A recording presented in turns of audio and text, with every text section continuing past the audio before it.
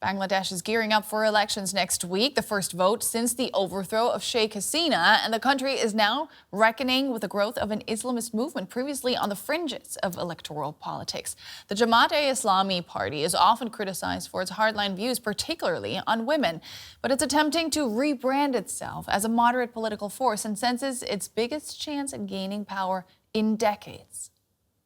It's a dramatic turnaround for the Jamaat-e-Islami party. Hundreds of thousands of Bangladeshis have been showing up in Jamaat's political rallies.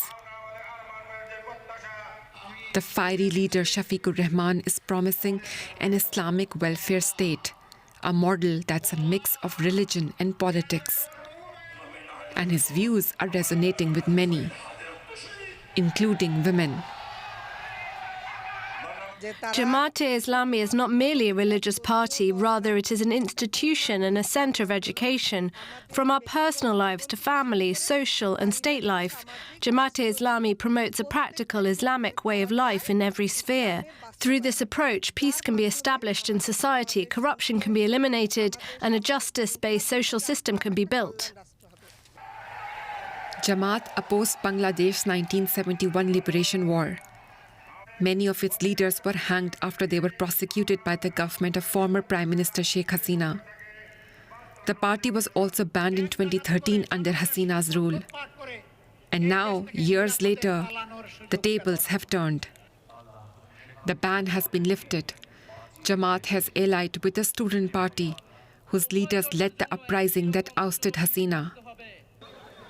A political shift in favor of Jamaat. A party that has not fielded a single woman candidate is making many progressive Bangladeshis deeply uncomfortable. Watch this clip from an Al Jazeera interview. What about the position of the head of the Jamaat? Could a woman take your place one day? It's not possible. It's not possible because Allah made everyone in its own entity. For students here at Dhaka University, Jamaat's conservative views on women's role in society are worrying. The recent rise and assertiveness of Jamaat-e-Islami deeply concerns me. They repeatedly use religion as a political tool, which does not align with the true teachings of Islam. Their political behaviour often conflicts with Islamic values, and this is alarming. As a woman, I strongly oppose Jamaat-e-Islami's stance. There are numerous allegations of disrespectful and degrading remarks against women, particularly against working women.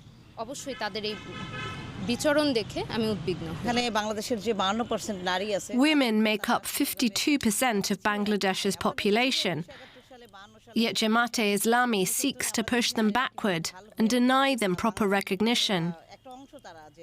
Historically, Bengali women have stood shoulder to shoulder with men. During the language movement, mass uprisings and national struggles. However, when women demand their rights or seek equal participation in employment, Jamaat-e-Islami always tries to sideline these concerns. Jamaat leaders argue that they do not plan to implement a strict Sharia law and will allow women to work and be an active part of society. Bangladesh Jamaat-e-Islami is firmly committed to ensuring women's freedom of movement, dignity, and security. Women are an extremely important part of Bangladeshi society, and we are committed to providing the safest possible environment for them at home, at work, and in public spaces. Women are well integrated into Bangladesh's politics, society, and economy. 37% are in the formal labor force, one of the highest rates in South Asia. And any effort to restrict their roles will likely face a huge backlash. Bangladesh is stepping into untested political territory where ideas about women's roles, culture, and democracy are colliding. Sohaila Nazneen is with Britain's Institute of Development Studies, where she focuses on gender politics and women's empowerment in South Asia, including Bangladesh. Welcome to DW, Sohaila. Now, how has Jamaat-e-Islami managed such a dramatic political comeback now? I think after the ouster, there was a political vacuum. Jamaat activists have been active in the student uprisings that we saw, which was led by the students, but you had participation from political parties. And in the vacuum that's been created, and particularly with the opposition, Bangladeshi Nationalist Party, whose track record on governance is tainted, although it remains deeply popular, there is a space for Jamaat to push its rhetoric and discourse. But it would be unwise to think that it was never an influential political player, because it was. It was always a veto player when it came to cultural issues and women's rights. So now we are seeing what we are seeing or witnessing in Bangladesh is sort of in the popular space, the rhetoric gaining ground, and particularly helped and fueled by the online space where debates are happening. And Bangladesh society is seeing a shift.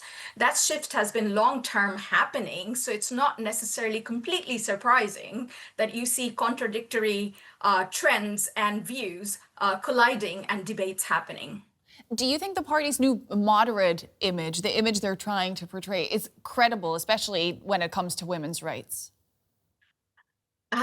So Jamaat is trying as an electoral strategy. If you look at the alliance, it has allied with the student party that the leaders who ousted Sheikh Hasina's government, right? But it also has LDP, whose leader is one of the freedom fighters of 1971.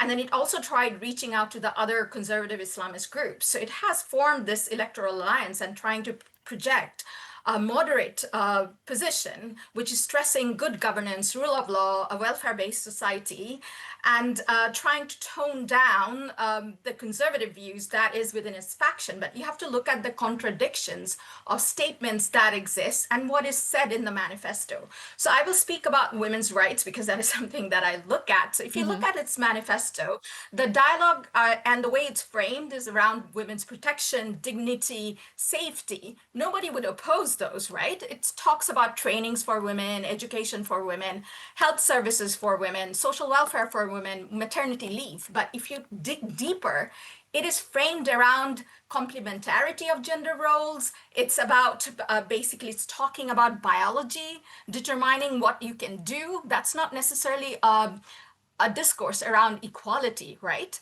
And your report talked about Jamaat not nominating a single women candidate for the direct elections. Yeah. What they say is, of course, women will participate, but they won't hold key decision-making positions. So if you hear the Al Jazeera interview... Let me interrupt you there for a second, because in their manifesto, they have promised to include a significant number of women in their cabinet. Is that then really not the plan? Women already are there in their councils, and surprisingly, Jamaat is the only party that meets the 33% representation of women in different levels of the party. These are separate councils, but women are there. If you look at the other center-right parties, you don't see that necessarily. But this is a ploy that right-wing parties do use. You use women in campaigns. You have large number of women members. You project an image that you are inclusive. But the question is, what are these women doing in terms of decision-making that happens within the party, not just in affairs that relates to women, because when you're there and as a political party, you should be representing everybody, right? Yeah. And I'm afraid we'll have to leave it there. That was Sohaila Nazneen from the Institute of Development Studies. Thanks so much for your insights. Let's get more insight in this story with Dr. Naveen Murshid, political scientist and professor at the North-South University in Dhaka. Good to have you with us on the program. Now, can you help us just explain to us Jamaat's recent surge in popularity? Thank you for having me here.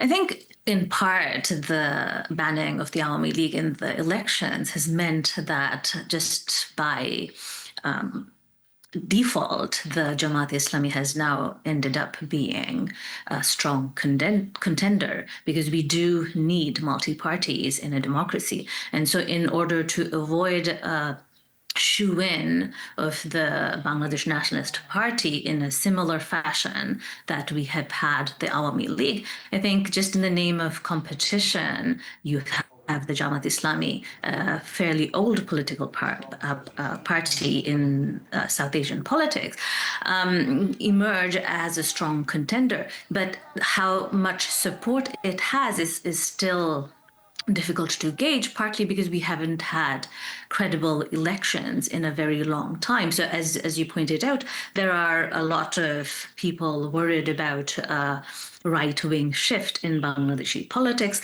And part of it is on the basis of the numbers that you see, the positions they take on women, and most importantly, the fact that they have not been able to come to terms with the role that the Jamaat-e-Islami played during the 1971 war. And so there are these old wounds that are still afresh, emerge every now and then, and sort of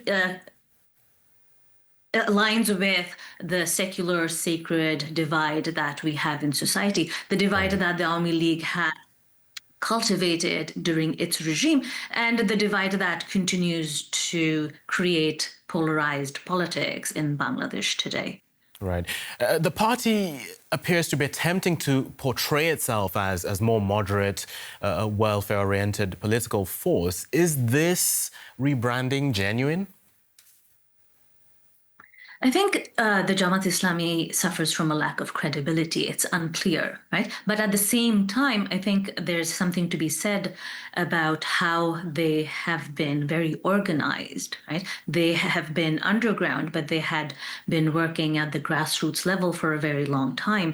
And so they have played this role where they've tried to appear responsive to people's needs. So if you look at the student government elections that were held recently, you will see that their student wing did very well. And in part, it's because of the welfarist kind of position that they took, that they did surveys in different halls or dormitories, and they were able to address genuine concerns. But it's difficult to figure out whether they'll be able to do that on a large scale, right? And so I think part of the issue is that for a very long time, the way in which Bangladeshi politics and the Bangladeshi political system dealt with issues of poverty had been through religion, right?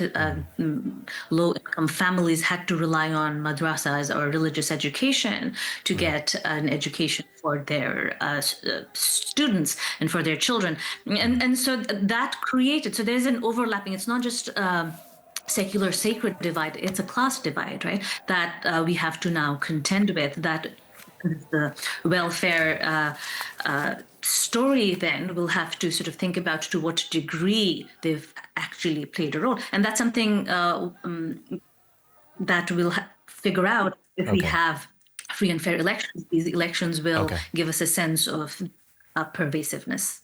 Okay, Dr. Naveen Murshid, thank you for speaking to us. I'm afraid we ran out of time, but thanks for your insights.